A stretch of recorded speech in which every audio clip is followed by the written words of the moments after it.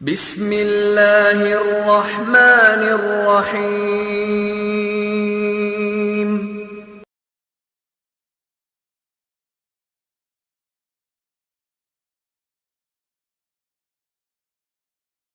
ان الحمد للہ نحمده ونستعینه ونستغفره ونعوذ باللہ من شرور انفسنا ومن سیئات اعمالنا من يهده الله فلا مضل له ومن يضلل فلا هادي له واشهد ان لا اله الا الله وحده لا شريك له واشهد ان محمدا عبده ورسوله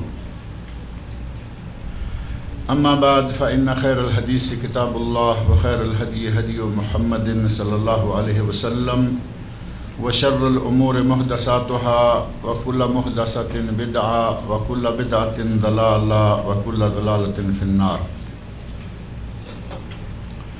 رب اشرح لي صدري ويسر لي امري واحلل عقدة من لساني يفقهوا قولي رب اعوذ بك من همزات الشياطين واعوذ بك رب ان يحضرون۔ اعوذ باللہ السمیع العلیم من الشیطان الرجیم یسأل ایان یوم القیامہ فاذا برق البصر وخسف القمر وجمع الشمس والقمر یقول الانسان یومئذ این المفر کلا لا وزر الى ربک یومئذ المستقر ینبأ الانسان یومئذ بما قدم واخر بل الانسان علی نفسہ بصیرا ولو القى معاذیرا۔ سورۃ القیامہ کی پہلی آیات ہم نے پچھلے درس میں پڑھی تھیں، اور اس کا تعارف بنیادی کہ اس کا نام قیامت، اس کی پہلی ہی آیت کا آخری لفظ ہے لا اقسم بیوم القیامہ، اور ساتھ ہی اس کا وقت نزول یا مقام نزول کیا ہے،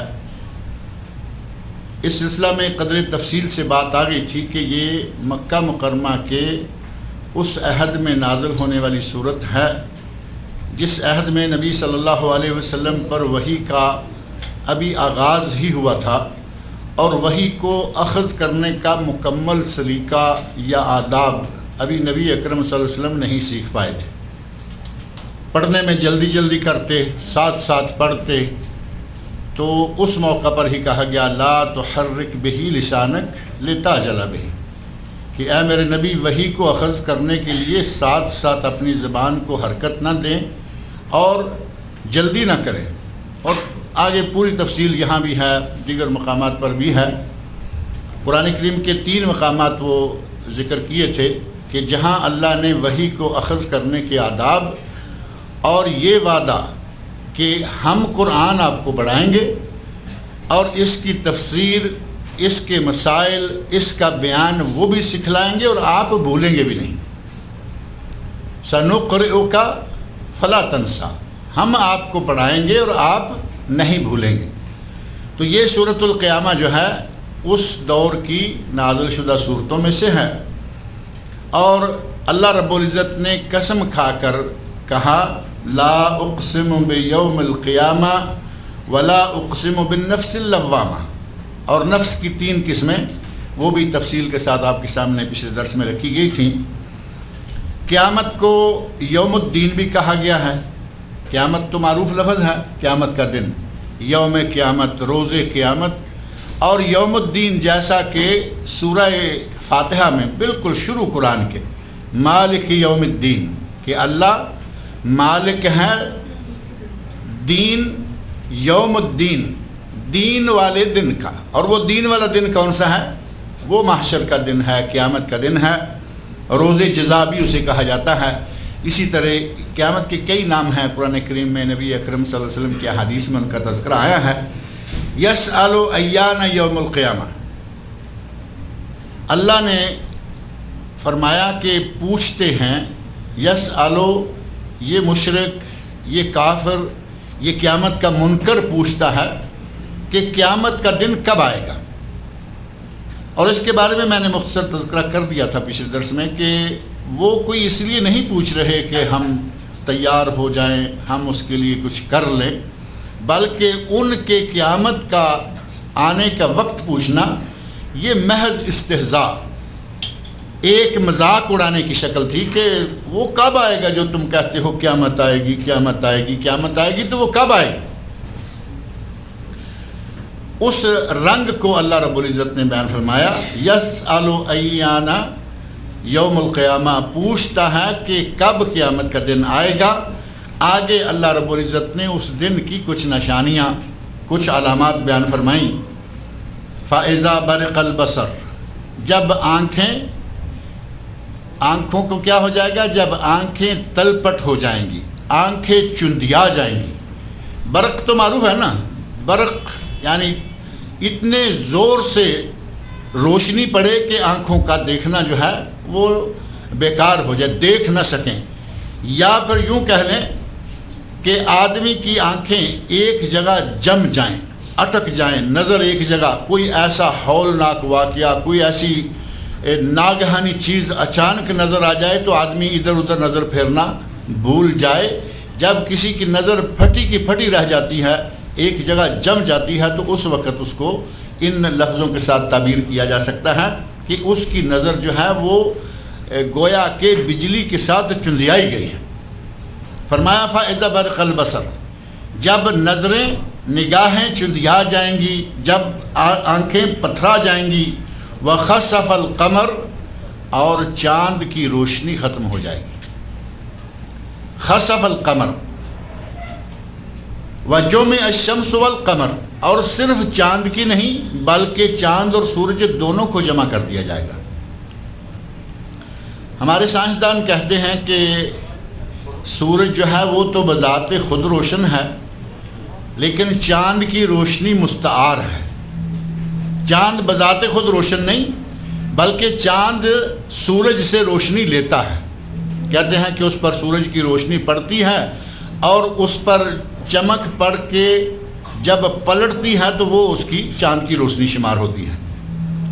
اور اس کو سمجھانے کے لیے مثالیں دی جاتی ہیں، کہتے ہیں کہ روشنی میں وہ چاند کی ہو یا کسی بھی لائٹ میں شیشہ رکھیں، آئینہ رکھیں، اس آئینے پہ روشنی پڑ کر جو اس کے پلٹ کے جاتی ہے لائٹ، اس انداز سے چاند کی روشنی ہے، اس کی روشنی اپنی نہیں ہے۔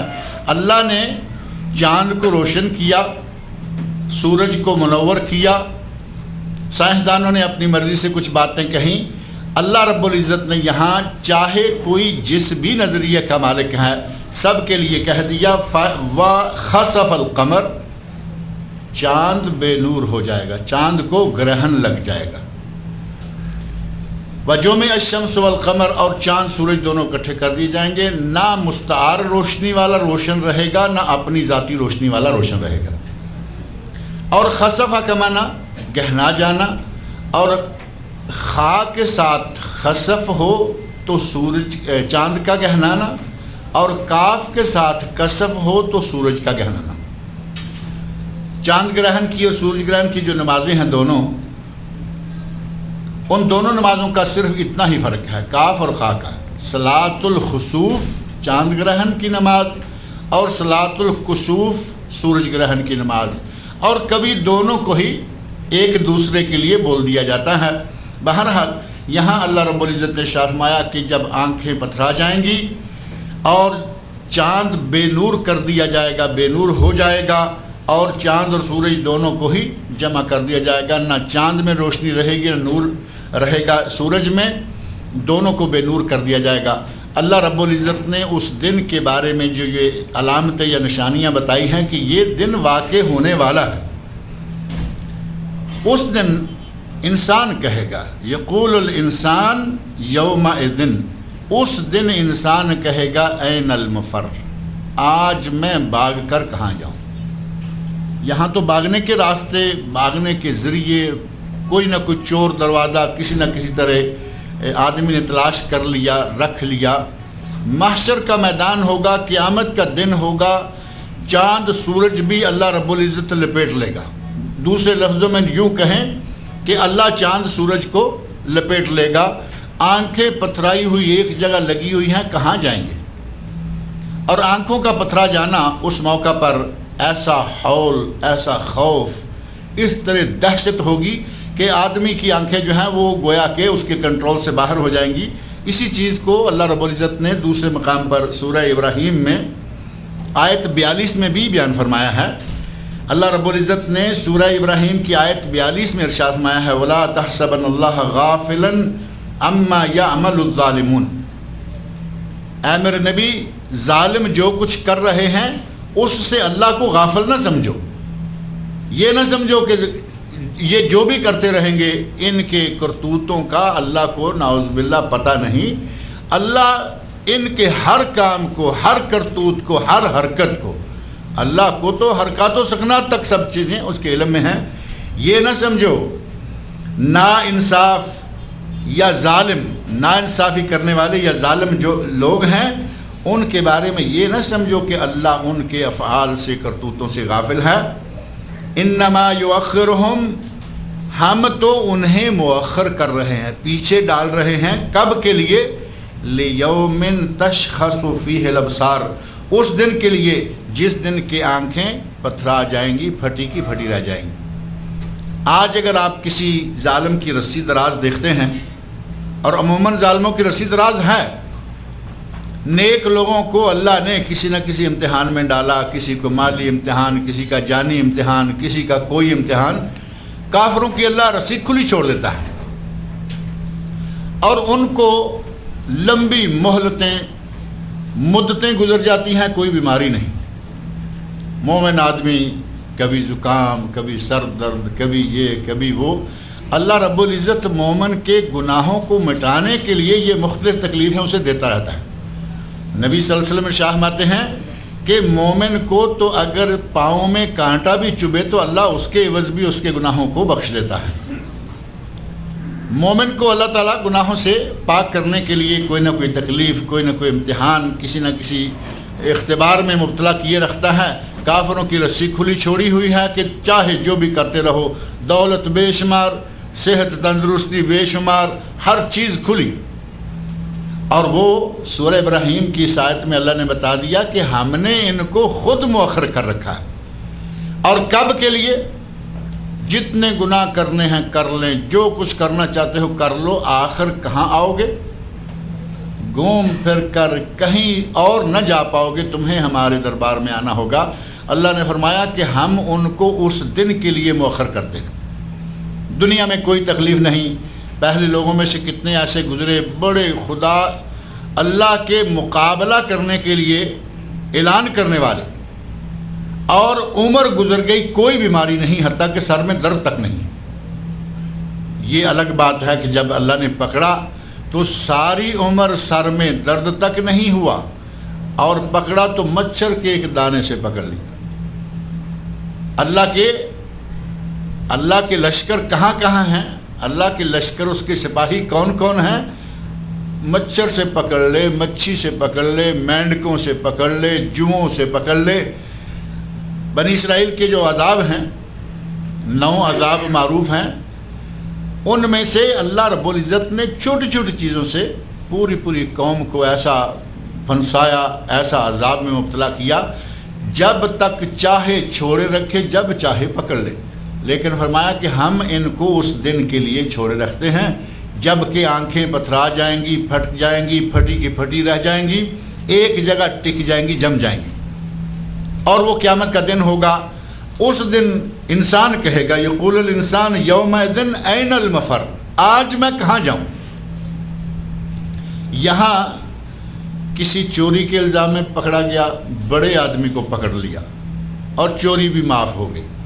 کسی اور الزام میں پکڑا گیا، گورنمنٹ کے خزانے سے پیسے کھانے کے الزام میں پکڑا گیا، کوئی نہ کوئی قانون بنوا لیا، یہ کروا لیا۔ آپ دیکھ رہے ہیں کہ ہمارے بڑے بڑے جرائم، بعض وہ جرائم کے آدمی سوچتا ہے کہ اتنا بڑا مجرم، اتنا بڑا جرم کیا ہوا اور کوئی پوچھنے والا نہیں، کیونکہ انہوں نے دروازے تلاش کر رکھے ہیں، یہاں سے جاؤ، جو مرضی کرتے رہو، واپس آؤ، تم پاک ہو۔ یہ سارا کچھ دنیا میں تو ممکن ہے، لیکن قیامت کے دن بھاگنے کا کوئی راستہ نہیں ہو۔ یہاں ہم عدالتوں سے بھاگ جاتے ہیں، یہاں جیلوں سے بھاگ جاتے ہیں، یہاں حاکموں سے بھاگ جاتے ہیں۔ یعنی ایک مرتبہ بھاگ جانا، چھپ جانا، مدت مدید کے لیے چھپے لینا، کبھی پکڑا جانا الگ بات، وہاں بالکل بھاگنے کا کوئی راستہ نہیں ہوگا۔ وہاں انسان کہے گا این المفر، اب میں بھاگ کر کہاں جاؤں؟ یقول الانسان یومئذ، اس قیامت کے دن، محشر کے روز اللہ سے بندہ کہے گا یا اپنے آپ سے، یقول الانسان، انسان کہے گا یومئذ اس دن، این المفر کلا لا وزر، اللہ نے فرمایا ہرگز، تم کہہ رہے ہو کہ کہاں جاؤں، بھاگنے کا کوئی راستہ، کوئی راہ فرار، کلا ہرگز نہیں، لا وزر کوئی فرار کی راہ نہیں ہے۔ آج تم کہیں بھاگ کر نہیں جا سکتے، آج تمہیں اپنے کیے دھرے کا، چھوٹے موٹے کا، اچھے برے کا، ہر کسی کا حساب کتاب دینا ہوگا، ہر چیز سامنے آ جائے گی۔ یُنَبَّأُ الْإِنسَانُ يَوْمَئِذٍ بِمَا قَدَّمَ وَأَخَّرَ، اس دن انسان کو معلوم ہو جائے گا، انسان کو خبر دے دی جائے گی، بما قدم وأخر، جو اس نے آگے بھیجا اور جو اس نے پیچھے چھوڑا۔ یہ قدم اور اخر، کچھ آگے بھیجا کچھ پیچھے چھوڑا، یہ کیا ہے؟ یا کچھ پہلے کیا کچھ بعد میں کیا، ان دو لفظوں کے مختلف مفہوم اہل علم نے بیان کیے ہیں۔ ان میں سے ایک یہ کہ اس نے کون سا عمل کر کے اس کو اپنے نامہ اعمال کے لیے آگے بھیج دیا، وہ عمل اچھا ہے تو، برا ہے تو، یہ تو گیا آگے قدم، اور اخر میں اس نے جو عمل کیا تھا اس کا اس وقت دنیا میں اثر کیا ہو رہا ہے۔ اگر کوئی اچھا کام کر کے گیا تھا، اچھے کام کے نتیجے بعد میں انسان کو مدتوں تک پہنچتے رہتے ہیں۔ جو صدقہ جاریہ ہے، کنواں کھود دیا، ٹیوب ویل لگا دیا، ہینڈ پمپ لگا دیا، مسجد بنا دی، مدرسہ بنا دیا، کسی مسجد میں کوئی حصہ ڈال دیا۔ ہم سمجھتے ہیں کہ مسجد بنا دی، مدرسہ، اتنے بڑے بڑے کام تو ہم کر نہیں سکتے، حالانکہ یہ ضروری نہیں ہے کہ پورا مدرسہ ہی آپ بنائیں، پوری بلڈنگ، پورا کمپلیکس تیار کر کے دیں گے تبھی نہیں۔ آپ مدرسے میں اگر 10 ریال کی چیز بھی لگا دیں گے اور وہ چیز ایسی ہو جو 50 سال چلنے والی ہے، آپ کو ان 10 ریال کا ثواب 50 سال تک پہنچتا رہے گا۔ اسی طرح مسجد ہے، یہ ضروری نہیں ہے کہ پوری مسجد تیار کر کے اللہ کی راہ میں وقف کرے، بلکہ نبی صلی اللہ علیہ وسلم نے تو یہاں تک فرمایا ہے، من بنا للہ مسجدن، من بنا للہ مسجدن کا مفحص قطع، اگر کسی نے چھوٹی سی چڑیا کے گھونسلے کے برابر بھی مسجد بنائی، اللہ تعالیٰ اسے جنت میں گھر عطا کرے گا۔ اب مسجد جامع، مسجد بہت بڑی، 1 ایکڑ میں، 2 ایکڑ میں، 1 کنال میں، اتنے 1000 میٹر میں نہیں، اگر چڑیا کے گھونسلے کے برابر بھی مسجد بنائی۔ اب چڑیا کے گھونسلے کے برابر مسجد تو ہو نہیں سکتی، تو اس کا مفہوم کیا ہوگا؟ مسجد پوری ہے، اس مسجد میں چڑیا کے گھونسلے کے برابر بھی اگر اپنا حصہ ڈال دیتا ہے تو اللہ رب العزت اس کو جنت میں گھر عطا فرمائے گا۔ اگر آدمی کوئی چھوٹا کام کرتا ہے، نیک کام ہے، ایسا ہے کہ جو تا دیر چلنے والا ہے، اس کو اس کا اجر و ثواب جو ہے وہ پہنچتا رہے گا۔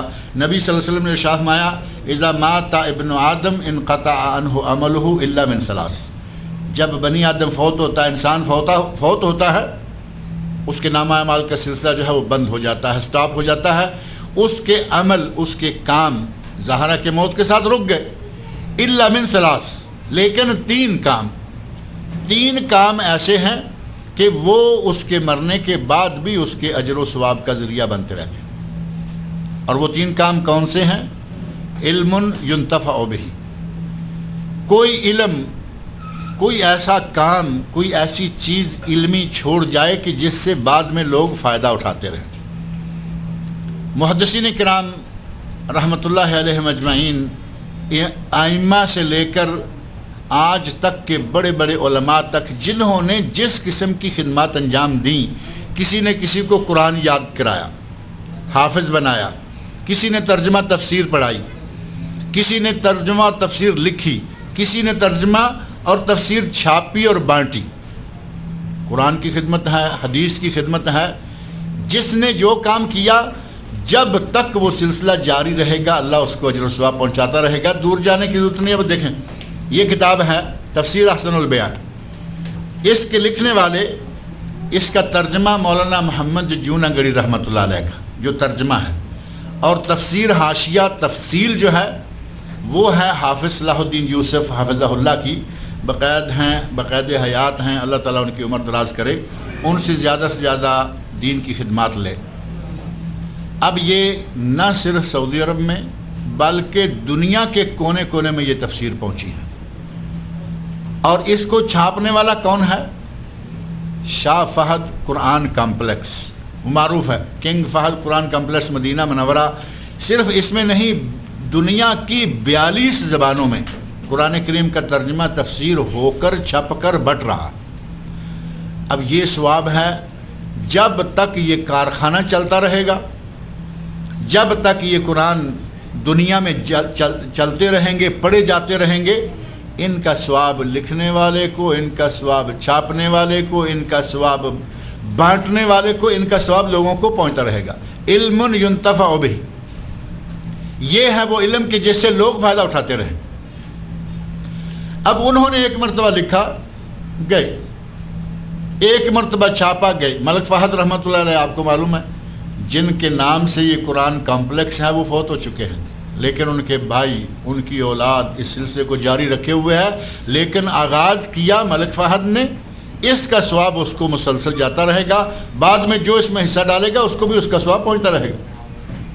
تفسیر لکھی، ترجمہ لکھا مولانا محمد جوناگڑی رحمۃ اللہ علیہ نے، ان کی تفسیر محمدی یا تفسیر ابن کثیر کا ترجمہ ہندوستان کے بے شمار اداروں نے چھاپا۔ اور میں پہلے مجھے یاد پڑتا ہے کہ یہیں میں یہ بات ذکر کر چکا ہوں کہ بہت سارے اداروں نے خیانت سے کام لیا، ان کا نام تک نہیں دیا۔ 4-5 جلدوں کی تفسیر ابن کثیر اردو چھاپتے ہیں، نام نہیں دیتے۔ بھئی یہ کوئی عربی میں، یہ کوئی اردو میں تو تھی نہیں، یہ عربی تفسیر تھی، اسے انہوں نے اردو کا قالب دیا، اردو میں ڈھالا، ان کا نام لکھیے۔ کہیں کسی نے ایک مقدمہ میں اپنے اندر کچھ ذکر کر دیا کہ ان کی تفسیر ہے، ان کا سر ورق پر نام آنا چاہیے تھا۔ انہوں نے ترجمہ کیا، اس دنیا سے تشریف لے گئے، لیکن جب تک یہ ترجمہ پڑھا جاتا رہے گا ان کو ثواب پہنچتا رہے گا۔ علم ینتفع بہ وولد صالح یدعو لہ، ایک یہ ہے کہ نیک لڑکا، نیک لڑکی، نیک بیٹی بیٹا ہو، پیچھے چھوڑ جائے، وہ جب تک نیکی کرتے رہیں گے ان کی نیکیوں کا ثواب، جب تک دعائیں مانگیں گے دعائیں مانگنے کا ثواب پہنچتا رہے۔ نبی اکرم صلی اللہ علیہ وسلم ارشاد فرماتے ہیں کہ جنت میں بندہ اپنے مرتبے میں اضافہ دیکھے گا، جنت میں ہے اور ایک مرتبہ یا ایک سٹیج جو اسے دی گئی ہے اس میں کچھ تھوڑا سا بلندی آ رہی ہے، اونچا اٹھایا جا رہا ہے، تو بندہ کہتا ہے کہ یا اللہ میں تو یہاں ہوں اور میں تو اب کچھ کرتا بھی نہیں ہوں، لیکن میرا یہ جو درجہ بلند ہوتا جا رہا ہے اس کی کیا وجہ ہے؟ اسے اللہ کہیں گے کہ تیری اولاد میں سے تیرے فلاں بیٹے نے تیرے لیے ایک نیک کام کیا ہے، وہ تیرے لیے جو دعائیں مانگ رہا ہے ان دعاؤں کے نتیجے میں تجھے یہاں درجات میں بلندی دی جا رہی ہے۔ اللہ تعالیٰ نیک اولاد عطا فرمائے سب کو۔ اولاد تو سارے مانگتے ہیں، بیٹا خاص طور پر مانگتے ہیں، اللہ کسی کو بیٹا دے یا بیٹی دے، نیک عطا کرے تاکہ بعد میں وہ ثواب پہنچانے کا سلسلہ رہے۔ بیٹی ہے، نیک ہے، رحمت ہے، دو ہیں جنت کے لیے ایک ضمانت ہے، 2 بیٹیاں 2 بہنیں۔ نبی صلی اللہ علیہ وسلم ارشاد فرماتے ہیں کہ یہ جہنم کی راہ میں دیوار بن جائیں گے۔ اگر کسی نے 2 بیٹیوں 2 بہنوں کو صحیح تربیت دی، پالا پوسا اور ان کی شادیاں کر دیں، صحیح اسلامی تربیت پر سارا لائن پر کام کیا، وہ دونوں اس کے لیے جہنم کی راہ میں دیوار بن جائیں گے۔ اور اگر ان کو صحیح اسلامی تربیت نہیں دی بلکہ ان کو کچھ اور ہی بنا دیا تو وہ کہاں کے لیے دیوار بنے گی اور کیا دیوار بنے گی؟ بیٹا ہو بیٹی ہو نیک ہو تو وہ بعد میں ضرور فائدہ پہنچائے گا۔ اور اگر ایک بیٹی بیٹا ہے، 2 ہیں 4 ہیں 6 ہیں، ان کو ہوش سنبھالتے ہی وہ لائن دی کہ وہ صحیح طریقے پر یہ بھی نہیں جانتے کہ بول و براز کے آداب کیا ہیں. دین اسلام کی تعلیمات تو دور کی بات ہے، انہیں یہ معلوم نہیں کہ پیشاب و پخانہ کیسے کرنا ہے، جہاں چاہیں جیسے چاہیں، اور مسجد کا منہ نہیں دیکھتے. نماز کے لیے کبھی نہ مسجد جاتے ہیں نہ مصلی بچھاتے ہیں. اب بتائیں اس سے اس کے ماں باپ کو جو چلے گئے ہیں ان کو کیا فائدہ پہنچنے والا ہے؟ اگر کبھی کبھار صحیح، اول تو مسلمان ہے، صحیح معنوں میں مسلمان ہے، تو روزانہ 5 وقت کم از کم 5 نمازیں پڑھے گا. 5 نمازوں میں ہمارے یہاں جو معروف دعا ہے، رب اجعلنی مقیم الصلاۃ ومن ذریتی ربنا وتقبل دعا ربنا اغفر لی ولوالدی وللمؤمنین یوم یقوم الحساب، کم از کم 5 مرتبہ مسجد میں جائے گا، کئی مرتبہ اپنی نماز میں، فرضوں کے بعد، سنتوں کے بعد، وتر کے بعد، نفل کے بعد وہ بار بار دعا مانگے گا کہ اے اللہ میرے ماں باپ کو بخش دے. اور جس نے نہ کبھی مسجد دیکھی نہ مصلی بچھایا، وہ کیا دعا کرے گا اور کب دعا کرے گا؟ کیا فائدہ ایسی اولاد کا؟ بعد میں ایسی اولاد کا کوئی فائدہ ملنے والا نہیں. دنیا میں ہو سکتا ہے کہ لوگ کہیں گے یہ ڈاکٹر صاحب کے والد ہیں، یہ انجینئر کے والد ہیں، یہ پروفیسر کے والد ہیں. یہ دنیا میں تو ممکن ہے کہ اس آدمی کے لیے ظاہری چمک دمک تھوڑی سی بن جائے، لیکن اگر دیندار نہیں ہے تو آخرت میں کوئی فائدہ نہیں پہنچنے والا. ولد صالح یدعو له، نیک اولاد جو اس کے لیے دعائیں کرے، مرنے کے بعد بھی اس کا ثواب اس کو پہنچتا رہے گا. اور ایک چیز ہے صدقۃ جاریہ، وہ تو معروف ہے صدقہ جاریہ، جو کسی بھی، جیسے شروع میں نے عرض کیا، پیسہ خرچ کر دیا صدقہ جاریہ کے لیے، کنواں ہے، مدرسہ ہے، مسجد ہے، کہیں بھی پیسہ لگا دیا تو وہ صدقہ جاریہ ہے. یہ 3 کام مرنے کے بعد بھی اللہ تعالیٰ ان کے اجر و ثواب کو جاری رکھتا ہے. غرض یہ کہ انسان کو وہاں ینبع، ہر انسان کو وہاں آگاہ کر دیا جائے گا. یہ نبا اصل میں خبر ہے، خبر دے دیا جائے گا ہر انسان. نبا سے خبر، عما یتساءلون عن النبأ العظیم، 30واں سپارہ بالکل شروع میں نبا، اور اسی سے نبی بھی ہے، نبا سے ہی نبی بھی ہے. کہتے ہیں خبر دینے والا. اور ہمارے پاک و ہند کے ترجمہ کرنے والے بعض لوگوں نے کہا غیب کی خبریں دینے والا. یا ایھا النبی، اے غیب. ایک سٹیکر چھاپا ہے پاکستان میں کچھ لوگوں نے، اور اس میں ترجمہ بڑا اسپیشل یہی جتانے کے لیے کہ ہمارے نبی غیب جانتے تھے. نبی صلی اللہ علیہ وسلم کا اپنا بیان قرآن میں بار بار آیا، لو کنت عالم الغیب، اگر میں غیب کو جاننے والا ہوتا. بار بار اللہ نے کئی مقامات پر، لیکن ہمارے کچھ لوگ مصر ہیں، کہا نہیں، یا ایھا النبی، یہ لکھا، ترجمہ کیا اے غیب کی خبریں دینے والے، اے غیب کو جاننے والے. نبی کو غیب جاننے والا کر دیا. حالانکہ نبا خبر ہے، وہ خبر دیکھ کے لا کے دی جا سکتی ہے، سن کے ٹیلی فون کے ذریعے دی جا سکتی ہے. اس میں غیب جاننے کی بات کہاں سے آ رہی ہے؟ اور اگر یہ خبر دینا ہی غیب دانی کا ذریعہ ہوتا تو حضرت سلیمان علیہ السلام کے ہدہد کے بارے میں سوچیں. ہدہد، حضرت سلیمان علیہ السلام کا ہدہد ہے. کہتے ہیں مالی لا اری الہدہد، کیا بات ہے کہ میں اپنا ہدہد نہیں دیکھ رہا. اور ہدہد یمن گیا ہوا ہے، قوم سبا کے علاقے میں گھوم رہا ہے. وہاں سے واپس آیا اور آ کے سلیمان علیہ السلام کو کہتا ہے احطت بما لم تحط بہ، اے اللہ کے نبی سلیمان، میرے پاس وہ خبر ہے جو تیرے پاس نہیں ہے. یہاں تو عالم الغیب ہدہد ہے، نبی نہیں ہے. سلیمان کے پاس وہ خبر نہیں، لیکن ہدہد کے پاس ہے. جئتک من سبأ بنبأ یقین، ہدہد کہتا ہے کہ میں قوم سبا سے یقینی خبر لے کے آیا ہوں. اور خبر کیا ہے؟ ہدہد بیچارہ پریشان ہے، ہدہد حیران ہے کہ وہاں ایک عورت حکومت کر رہی. چھوٹے سے پرندے کو گوارا نہیں کہ عورت مردوں پر حکومت کرے، ہمارے مردوں کو گوارا ہے. مردوں نے پاکستان میں عورت کی حکومت، ہندوستان میں عورت کی حکومت، سری لنکا میں عورت کی حکومت، اس میں اسرائیل میں عورت کی حکومت، فلپین میں، بنگلہ دیش میں، سارے ملکوں میں مردوں کا کوئی شمار نہیں کتنے مرد ہیں، لیکن عورتیں حکومتیں کر کے گئیں۔ چھوٹا سا پرندہ ہے اسے پریشانی لگی ہوئی ہے کہ وہاں تو عورت حکومت کر رہی۔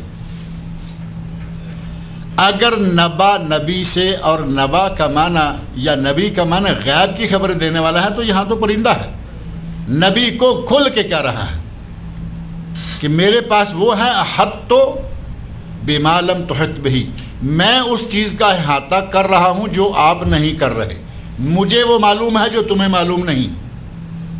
لیکن ہمارے یا ایھا النبی، اے غیب کی خبریں دینے والے، اے غیب کے جاننے والے، ہمارے لوگوں نے وہ سلسلہ بنا دیا۔ اللہ رب العزت نے ارشاد فرمایا ینبأ الانسان، انسان کو خبر دے دی جائے گی، انسان کو آگاہ کر دیا جائے گا بما قدم واخر، جو کچھ اس نے آگے بھیجا اور جو پیچھے چھوڑا۔ آگے بھیجا اس کے نامہ اعمال میں موجود ہے، اچھا ہے یا برا ہے، اور پیچھے چھوڑا کا ایک مفہوم یہ ہے کہ جو کرتوت وہ دنیا میں کر کے گیا ہے اس کے اثرات کیا ہیں۔ اچھا کام کر کے گیا ہے، مدرسہ چھوڑا، طالب علم پڑھ رہے ہیں، کوئی کتاب لکھ کے گیا، لوگ پڑھ رہے ہیں، کتاب چھاپی اپنے پیسے سے، لوگ پڑھ رہے ہیں، قرآن کسی کو حفظ کروایا، وہ پڑھ رہا ہے، اس سے آگے لوگوں کو سکھلا رہا ہے، اس عمل کا بعد میں کیا اثر نظر آ رہا ہے، یہ ہے اخر۔ جو بھیجا، نیک عمل کیا، وہ آگے بھیج دیا، اب اس کا نتیجہ لوگوں میں، اس کا اثر لوگوں میں موجود ہے، اس کا بھی اس کو فائدہ پہنچتا رہے گا، اور اللہ اسے سارا کچھ دکھا دے گا کہ یہ دیکھو تم نے یہ کام کیا تھا، آگے تم نے یہ بھیجا تھا، اس کے تمہارے بعد اتنے لوگوں نے تمہارے اس کام سے فائدہ اٹھایا۔ بما قدم و اخر، جو اس نے آگے بھیجا وہ اور جو اس نے پیچھے، یا دوسرے لفظوں میں یہ کہ جو اس نے پہلے نیک عمل کیا وہ یہ لکھا ہوا ہے، جو اس نے بعد میں نیک عمل کیا یہ لکھا ہوا ہے۔ بما قدم و اخر دونوں موجود ہیں، اور قیامت کے دن اللہ رب العزت ہماری یہ جو ہسٹری شیٹ ہے نا، پوری 70 سال کی، 80 سال کی، 90 سال کی، یہاں تک ہی رہتے ہیں کیونکہ اس سے آگے تو کم ہی کوئی گزرتا ہے نا۔ نبی صلی اللہ علیہ وسلم کا ارشاد ہے اعمار امتی بین 60 و 70، میری امت کی عمریں 60 اور 70 کے درمیان، تو 60 70 80 90 سال، 100 سال، 1000 سال، جتنا بھی انسان جیا، اس نے اس سارے عرصے میں جو کچھ کیا وہ اسے ایک ایک لفظ لکھا ہوا اس کے نامہ اعمال میں مل جائے گا۔ اسی لیے تو قیامت کے دن بندہ کہے گا مال حاضل کتاب لا یغادر صغیرۃ ولا کبیرہ، دیکھے گا کہ میں نے تو ایک چھوٹا سا گناہ چھپ کر کسی کونے میں کیا تھا، اس میں وہ بھی لکھا ہوا ہے، اور دیکھتا ہے کہ میں نے تو ایک ایسے لاپرواہی کے ساتھ کچھ چھوٹی سی نیکی کر لی تھی، وہ بھی لکھی ہوئی ہے۔ تو کہے گا مال حاضل کتاب، یہ نامہ اعمال، یہ رجسٹر، اس کو کیا ہے؟ لا یغادر صغیرۃ ولا کبیرہ، نہ کوئی بڑا چھوڑے ہوئے ہے نہ چھوٹا۔ وہاں ہر قسم کا کام پہلے کیا یا بعد میں کیا، چھوٹا کیا یا بڑا کیا، اچھا کیا یا برا کیا، ہر کام جو ہے اللہ تعالیٰ انسان کے سامنے لے آئے گا کہ یہ ہے تمہارا کچا چٹ، یہ ہے جو تم ساری عمر کرتے رہے ہو، یہ ہے بما قدم و اخر، پہلے کیا یا بعد میں کیا، یہ سارا کا سارا تمہارے سامنے ہے۔ جو اپنے اس نامہ اعمال کو اچھا دیکھے گا، بلکہ اچھے نامہ اعمال والے کا تو پکڑا ہی سیدھے ہاتھ میں، دائیں ہاتھ میں نامہ اعمال دے دیا جائے گا، اور دوسرے کو بائیں ہاتھ میں، اور وہ چھپاتا پھر رہا ہے، اپنے پیچھے چھپائے ہوئے ہے کہ اسے کوئی دیکھے ہی نہ، اور یہاں تک کہتا ہے یا لیتنی لم اوتا کتابیہ، کاش کہ مجھے تو یہ میری کتاب دی ہی نہ جاتی۔ اور جسے دائیں ہاتھ میں دی جائے گی، جس نے کچھ نیک عمل کیے ہوں گے، اپنا اچھا رزلٹ دیکھ کر طالب علم بھی تو خوش ہوتا ہے نا، اچھا رزلٹ ہے، یونیورسٹی نے ڈگری ایشو کر دی، اب یہ راستے میں لوگوں کو فون کر رہا ہے، فلاں خالہ، پھوپھی، چچا، تایا، بھائی جان، میں پاس ہو گیا، مجھے ڈگری مل گئی۔ اور دوسرا جیسے ہی وہ اپنا رول نمبر غائب دیکھتا ہے لسٹ میں سے کہ ہمارا تو نمبر ہی نہیں آیا، تو وہیں سے منہ چھپاتے پھر رہا ہے، اس کا جی نہیں چاہتا کہ کسی سے بات کروں، بلکہ کئی اسٹوڈنٹ ایسے ہیں کہ وہ گھر میں ہی نہیں آتے، یہ تو ٹیلی فون سے خبریں دے رہا ہے، وہ گھر میں ہی نہیں آ رہا کہ کس منہ سے گھر میں جاؤں، باپ نے اتنا خرچہ کیا اور میں فیل ہو گیا، ماں نے میری اتنی خدمت کی، راتوں کو اٹھ کر میرے لیے دودھ تیار کرتی رہی کہ بیٹا پڑھ رہا ہے اور بیٹا فیل ہے، گھر میں نہیں آتا۔ اور کئی ایسے واقعات بھی رونما ہوئے کہ فیل ہو کر ندامت اور شرمندگی کی وجہ سے خودکشی کر لی، سوئسائڈ کر لی۔ اگر نامہ اعمال اچھا ہوگا، ڈگری ہاتھ میں ہوگی، دائیں میں ہوگی، لوگوں کو کہے گا ہا مقرأ کتابیہ، قرآن کریم میں اللہ نے فرمایا کہ وہ اچھے نامہ اعمال والا جب دائیں ہاتھ میں اس کو نامہ اعمال دیا جائے گا تو کہے گا ہا مقرأ کتابیہ، یہ ہے میری کتاب، آؤ بھائی دیکھو۔ اور اگر کتاب میں لکھا ہوتا کہ یہ زانی ہے، یہ شرابی ہے، یہ بدماش ہے، یہ بدقماش ہے، یہ ساری لائنیں لگی، وہ کتاب چھپاتا پھرے گا کہ یہ کوئی دیکھ نہ لے۔ لیکن اس دن نہ چھپانا کام آئے گا، نہ کہیں بھاگنے کا کوئی مقام ہوگا، بلکہ اللہ نے اس دن ہمیں بتا دیا ہے یقول الانسان یومئذ این المفر، انسان اس دن کہے گا کہ اب کہاں بھاگوں، راہ فرار کوئی ہے ہی نہیں، جانے کا کوئی جگہ ہی نہیں ہے۔ یُنَبَّأُ الْإِنسَانُ یومئذ بما قدم وأخر، انسان کو آگاہ کر دیا جائے گا اس دن جو کام اس نے پہلے کیا یا جو کام اس نے بعد میں کیا۔ بل الانسان علی نفسہ بصیرہ، بلکہ انسان خود اپنے آپ پر حجت ہے، انسان خود اپنے آپ کو جانتا ہے، اپنے آپ کو خوب اچھی طرح دیکھتا ہے کہ میں نے کیا کیا۔ ہمیں سب کو معلوم ہے یا نہیں ہم کیا کر رہے ہیں؟ ہمیں کم از کم اپنے کرتوتوں کا تو پتہ ہے نا، ہم کیا کرتے ہیں۔ اذان ہوتی ہے، جماعت کھڑی ہونے کا پتہ چلتا ہے، مسجد میں نہیں جاتے۔ نماز کا وقت ہوا، ہمیں پتہ چلتا ہے، اذان سنتے ہیں، نماز نہیں پڑھتے۔ ہمیں معلوم ہے کہ سود حرام ہے، کھائے چلے جا رہے ہیں۔ ہمیں معلوم ہے رشوت حرام ہے، کھائے چلے جا رہے ہیں۔ ہمیں معلوم ہے ہم کیا کر رہے ہیں۔ یہی بات ہے جو اللہ فرما رہے ہیں بل الانسان علی نفسہ بصیرہ، انسان اپنے بارے میں خوب اچھی طرح جانتا ہے کہ میں کیا ہوں، کیا کر رہا ہوں۔ یہ اپنے آپ سے کچھ چھپا ہوا تو ہے نہیں، جو جو گل کھلاتا ہے یہ اسے معلوم ہوتا ہے۔ یہ الگ بات ہے کہ یہ کھلا کسی بھی طرح منہ کر کے کھلا چھوٹا ہوا ہے، اللہ کی طرف سے ڈھیل دیا ہوا ہے، لیکن اچھا برا کچھ بھی کرتا ہے اس کو معلوم ہے۔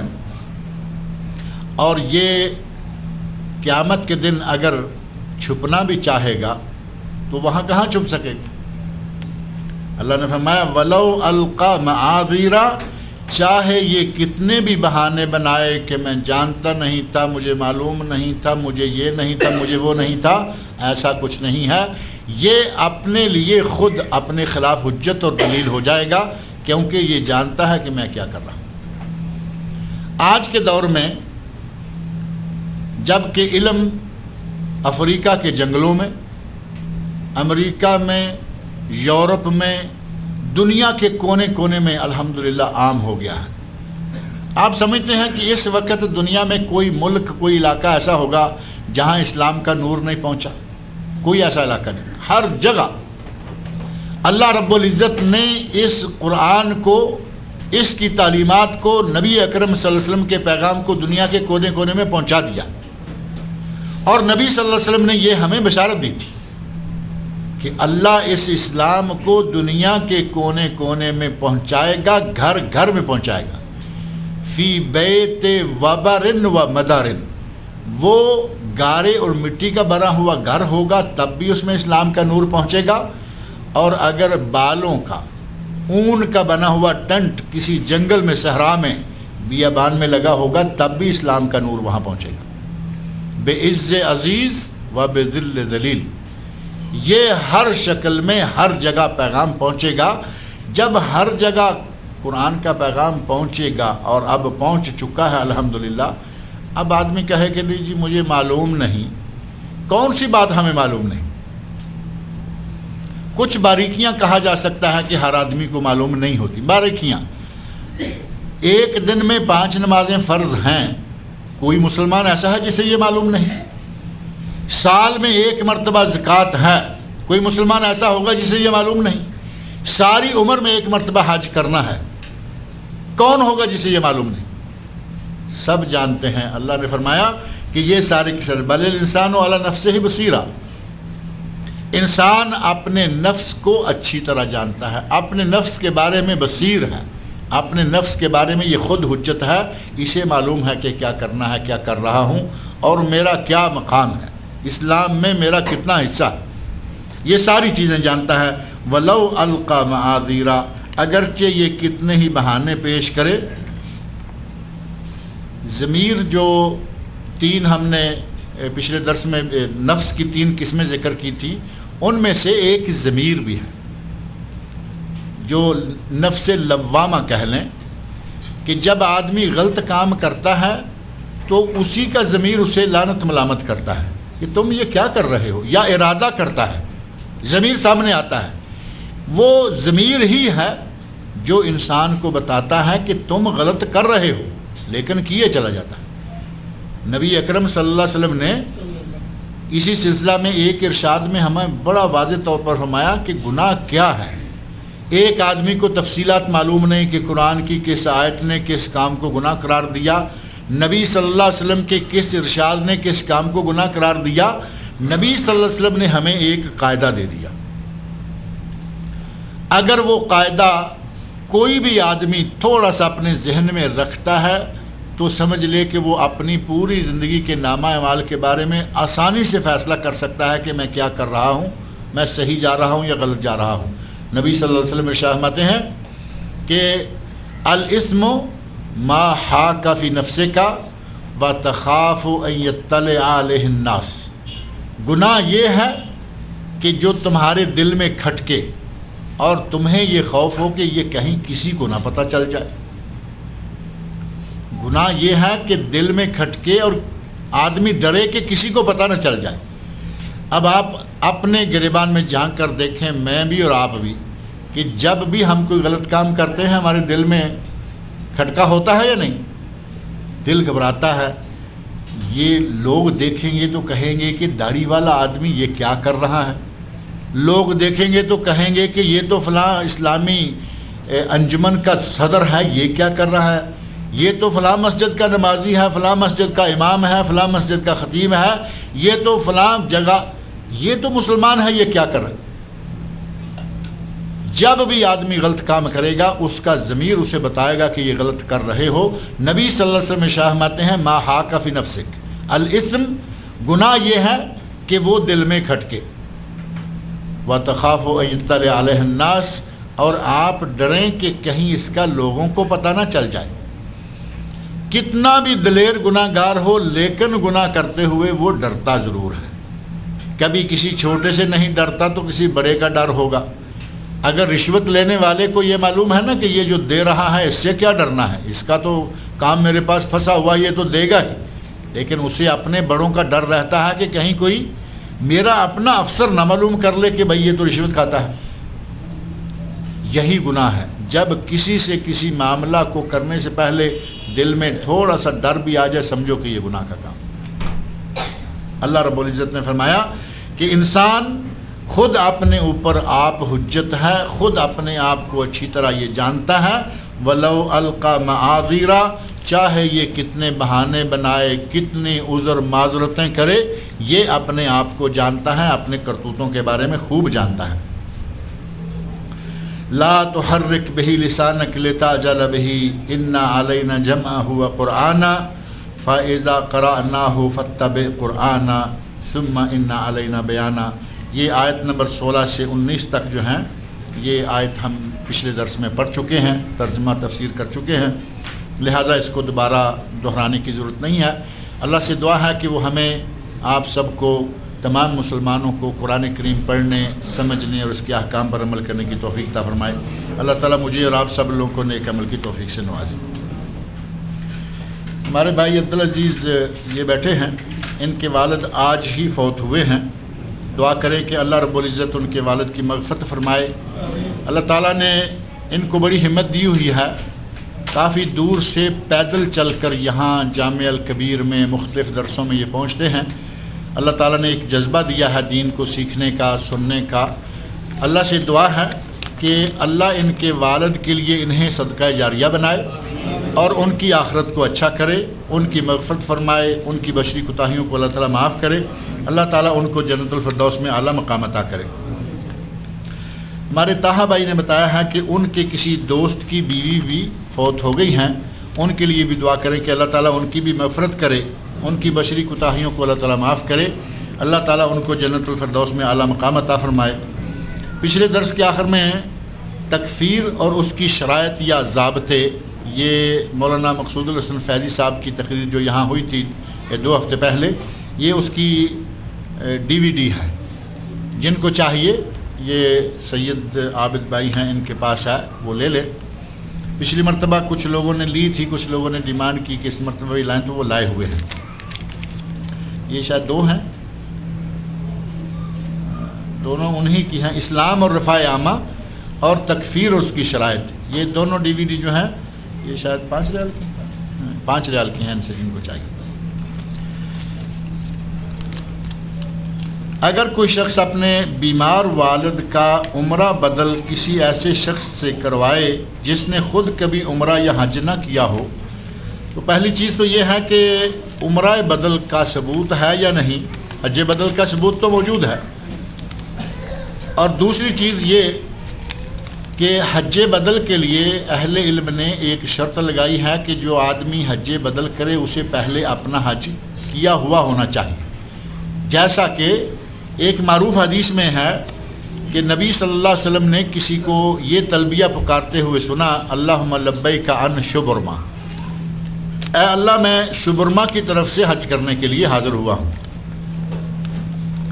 نبی اکرم صلی اللہ علیہ وسلم نے سنا تو پوچھا، من شبرما، یہ شبرما کون ہے؟ تو اس صحابی نے بتایا، اخن لی او قریب لی، میرا بھائی ہے، یا اس نے کہا کہ نہیں میرا رشتہ دار ہے، بھائی ہے یا رشتہ دار ہے۔ نبی صلی اللہ علیہ وسلم نے اب دوسرا سوال کر دیا، احججت عن نفسک، کیا تو اپنا حج کر چکا ہے؟ یعنی اب تم شبرما کی طرف سے حج کرنے آئے ہو، کیا اپنا حج کر چکے ہو؟ تو اس صحابی نے کہا، یا رسول اللہ میں نے اپنا حج نہیں کیا۔ تو آپ نے فرمایا، حج عن نفسک ثم حج عن شبرما، پہلے اپنا حج کرو، اس کے بعد شبرما کا حج کرنا۔ اس حدیث کی بنیاد پر کہا گیا ہے کہ آدمی کو پہلے سے خود حج کیا ہوا ہونا چاہیے، پھر وہ حج بدل کرے۔ اور وہی معاملہ عمرہ کے بارے میں بھی ہے، جس آدمی نے اپنا عمرہ کیا ہوا نہیں، وہ کسی کی طرف سے عمرہ کرنا، لبیک تو وہی ہے نا، لبیک عن شبرما، چاہے عمرہ کے لیے چاہے حج کے لیے معاملہ وہی ہے۔ لہذا چاہیے کہ جس آدمی سے عمرہ کروانا ہے کم از کم اس نے پہلے اپنا عمرہ کیا ہوا ہو۔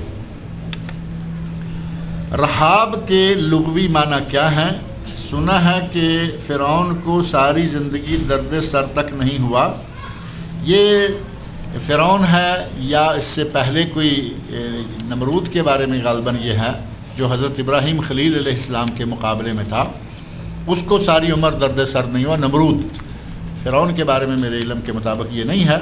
اب رہا مسئلہ رحاب کا، تو ایک تو ہے رحب صدر، یعنی وسعت، دل کی وسعت جو ہے۔